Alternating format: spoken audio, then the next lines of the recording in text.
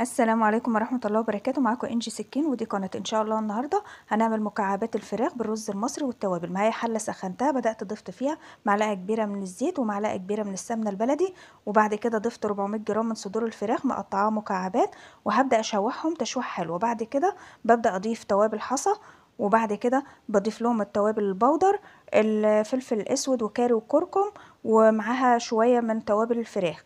بعد ما بيتشوحوا ببدأ اضيف الثوم والفلفل الحار، بيتشوحوا برضو. بعد كده بضيف لهم البصل واشوح.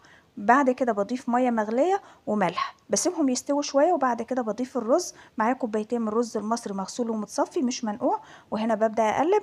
بعد كده بشيل الحبهان وببدا اضيف شويه من الفلفل الالوان، واسيب الرز لغايه ما يتشرب. بعد كده بهدي عليه النار لغايه ما يستوي. هنا دي طريقه التقديم اللي انا قدمت بيها. وهنا عملت بصله بطاطسايه مبشوره وحمرتها، عشان كده قدمتها معاهم بالشكل ده.